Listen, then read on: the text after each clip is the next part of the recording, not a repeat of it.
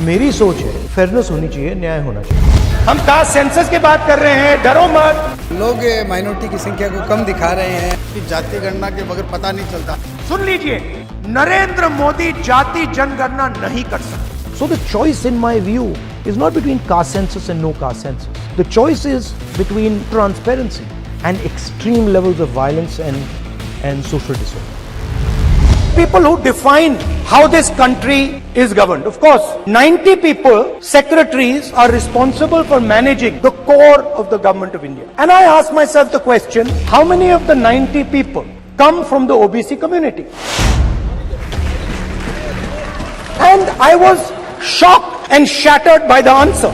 आज दिल्ली पुलिस की भर्ती निकाल रखी है तो उसमें 27% ओबीसी का कोटा है और वो मात्र 5.5% दे रहे हैं। ये कहाँ का न्याय है? मैं कास्ट सेंसस को, जाति जनगणना को एक्सरे कहता हूँ। हर व्यक्ति को वोट देने का, अपने देश को चलाने का अधिकार दिया गया। आज हिंदुस्तान के सामने सबसे बड़ा सवाल, हिंदुस्तान का धन किस प्रकार बांटा जा रहा है, कितना धन किसको मिल रहा है। हम कहते हैं, जनरली कहते हैं कि अदानी जी मोनोपोली है, इतना पैसा है, मगर उसको किसी ने क्वांटिफाई नहीं किया। जनरली लोग जानते हैं कि हिंदुस्तान में तकरीबन 50% पिछड़े लोग, तकरीबन 15% दलित, तकरीबन 12% आदिवासी। सवाल यह है, इस देश के धन में से इनको कितना मिलता है। तकरीबन 80% आबादी हिंदुस्तान की पिछड़े, दलित और आदिवासियों में से है। इनमें से देश को चलाने में इनकी कितनी भागीदारी। मैंने सवाल उठाया, नेशनल सरकार में जो IAS ऑफिसर्स हैं 90 में से 3 लोग पिछड़े वर्ग के। 35,000 करोड़ रुपए फसल बीमा योजना के लिए जाता है। कहां से आता है? GST से आता है। मतलब OBC के जेब से, गरीब जनरल कास्ट के जेब से, दलित और आदिवासी के जेब से। कहां जाता है? 35,000 करोड़ रुपए नरेंद्र मोदी 16 कंपनीज को देते हैं। ओबीसी की क्या हिस्ट्री है? वो जो आपकी हिस्ट्री है उसको दबाया गया है। 50% आबादी है, उसको कुचला गया है और आपको बताया गया कि भैया आपकी कोई हिस्ट्री नहीं है।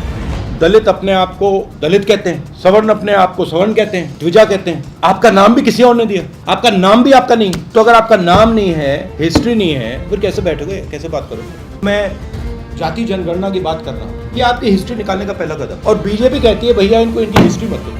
हिस्ट्री दे दी तो फाउंडेशन बन जाएगी, नींव बन जाएगी, नींव बन जाएगी तो इमारत बन जाएगी। जो ओबीसी, दलित, आदिवासी तपस्या कर रहा है उसका फल उसको नहीं मिल रहा है। किसान 17 घंटे काम करेगा, उसको पैसा नहीं मिलेगा। शिक्षा के सिस्टम पर कंट्रोल नहीं होगा तब तक ये शिक्षा का सिस्टम आपका काम नहीं करेगा। और जब वो शिक्षा प्राप्त करेंगे आगे तो उन्हें अपने हथियार के बारे में जानकारी होगी, उनको ये जानकारी होगी कि उनके पास कितना अधिकार है। मुझे लगता है भारत में सभी की तरह उनके पास भी अंतिम हथियार शिक्षा ही है। बीजेपी का तो यही, भारतीय जनता पार्टी का एक ही काम है, लोगों को भिड़ाना, लोगों को लड़वाना।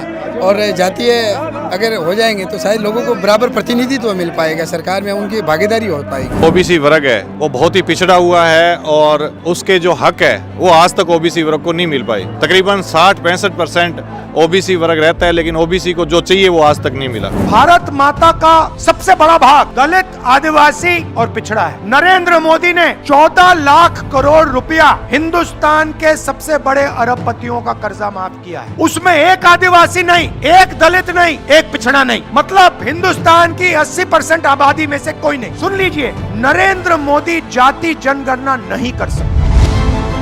कुछ भी हो जाए, जाति जनगणना राहुल गांधी कर सकता है, कांग्रेस पार्टी कर सकती है। कांग्रेस आएगी तो सबका भला करेगी, गरीब का भी, अमीर का भी। ये सरकारें क्या करती है? कास्ट सेंसस देश के पिछड़े लोगों को, देश के गरीब लोगों को साफ बता देगा कि भैया देखो, पूरा का पूरा फायदा अदानी जी को हो रहा है। मेरी सोच है फेयरनेस होनी चाहिए, न्याय होना चाहिए। तो जितना पैसा नरेंद्र मोदी जी ने अदानी को दिया है, उतना पैसा अगले 10 साल में हमें हिंदुस्तान की गरीब जनता को देना। The vision is social welfare 2.0 and I am at no point saying that there is no space for corporates. Absolutely there is. You have a fundamentally important role to play. But ask yourself the question, how many of your employees are OBCs? How many of your employees are Dalits? How many of your employees are Adivasi? And believe me, they have skills. So you're wasting huge talent in India. You're wasting huge management talent. You're not even seeing the surface of the talent in India. So the choice in my view is not between caste census and no caste census. The choice is between transparency and extreme levels of violence and social disorder.